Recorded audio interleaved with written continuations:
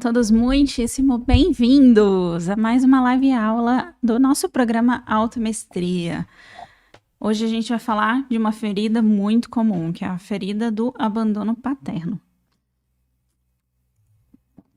Hoje a gente vai falar sobre a dor que fica quando o nosso papi vai embora. E a gente vai abordar alguns aspectos sobre essa ferida também.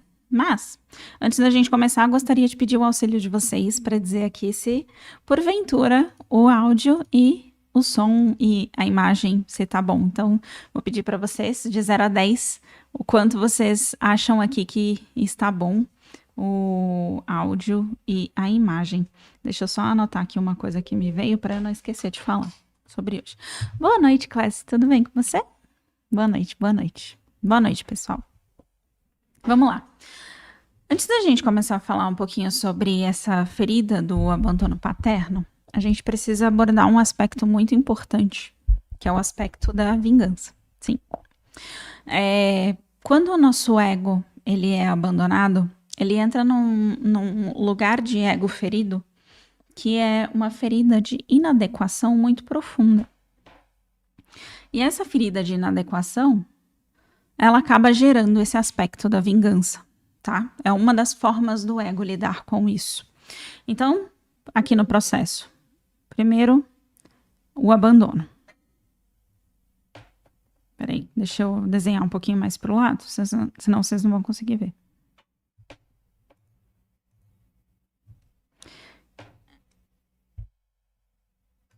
Aqui, como é que faz para pegar no Instagram? Ah, foi, funcionou. Então, primeiro acontece o abandono, certo?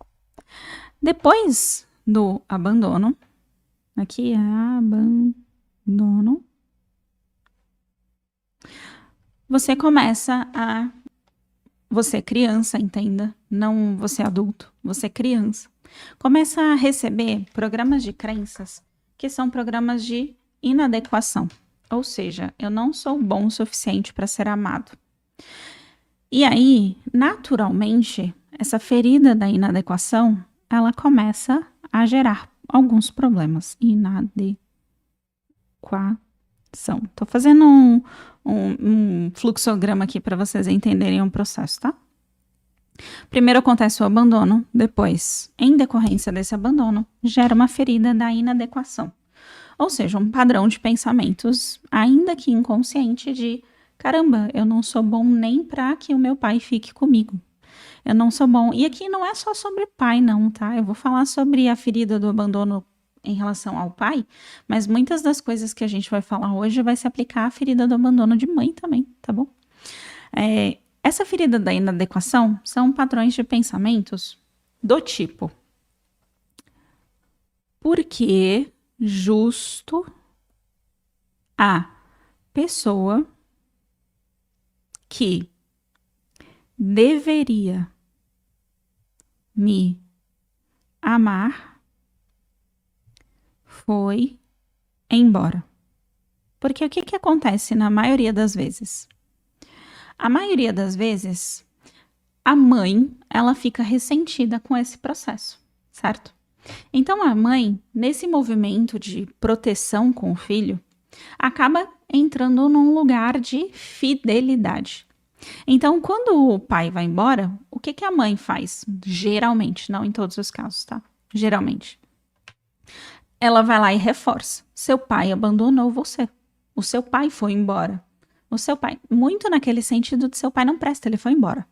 Só que o que essa mãe está tentando fazer inconscientemente? Ela está tentando ajudar esse filho a lidar com a realidade, a aceitar. O seu pai foi embora, o seu pai é quem não presta. O seu pai é a pessoa que não tem responsabilidade. E para quê? Para que esse filho não entre exatamente nesse lugar de inadequação. Só que isso é um duplo erro. Por quê? Porque quando a mãe fica ressentida e começa a falar o seu pai foi embora, o seu pai abandonou, ela não está ajudando esse filho a lidar com esse processo. Ainda que ela queira muito ajudar, ela na verdade só está passando o ressentimento dela para frente, tá? Por quê? Porque ela tá ali entrando num lugar de fidelidade com esse filho. Então, eles começam a ficar simbióticos.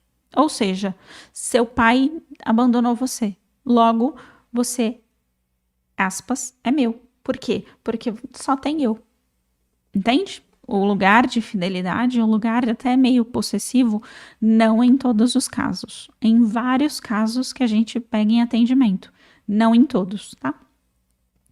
Então, às vezes, quando esse pai vai embora, essa mãe entra nesse lugar e, na ansiedade de ajudar o filho a perceber que o erro não está em si, mas no pai que não tem responsabilidade, ela começa a atacar esse pai. Ela começa a falar, esse pai, ele foi embora, ele não quis criar você, ele não tem responsabilidade, ele é isso, ele é aquilo.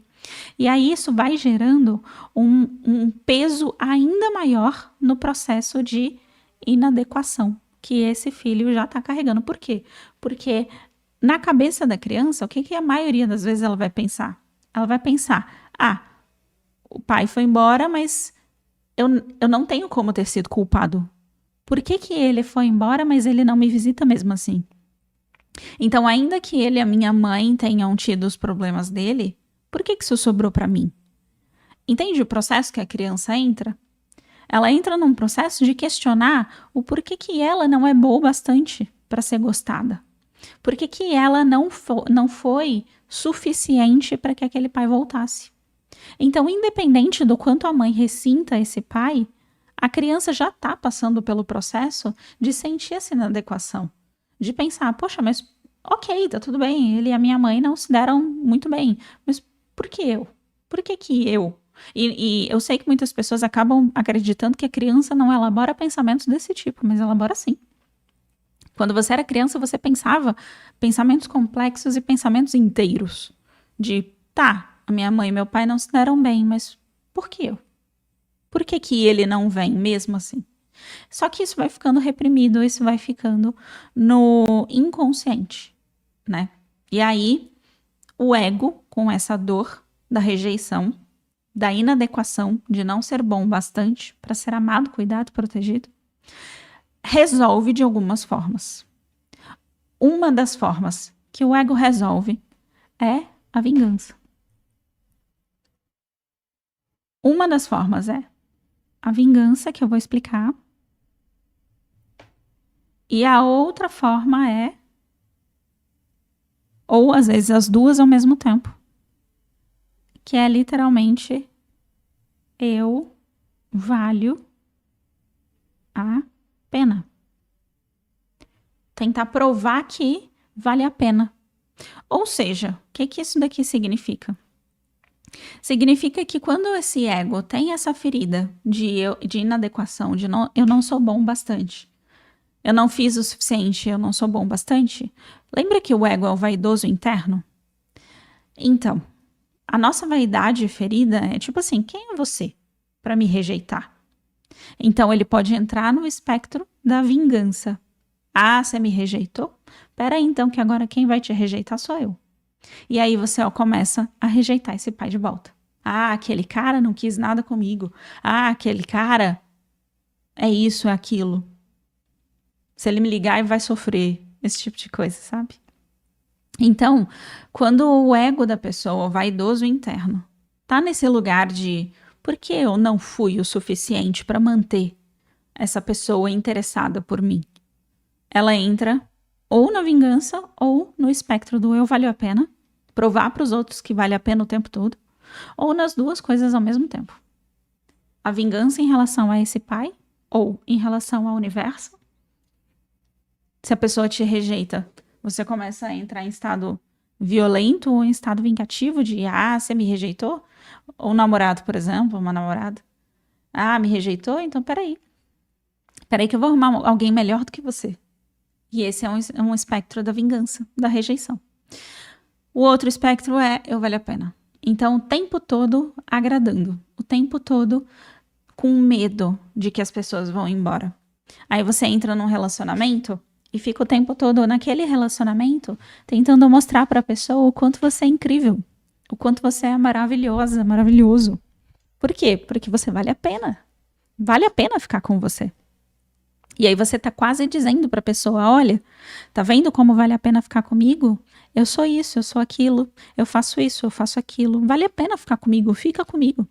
E tá sempre preocupado. Caraca, olha, eu preciso provar para essa pessoa o quão incrível eu sou. Eu preciso fazer essa pessoa entrar em estado de admiração.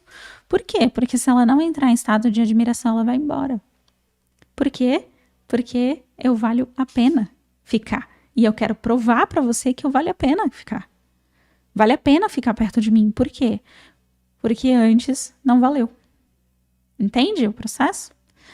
Que antes, quando esse pai foi embora, a ferida que fica de inadequação é uma ferida de eu não valho a pena.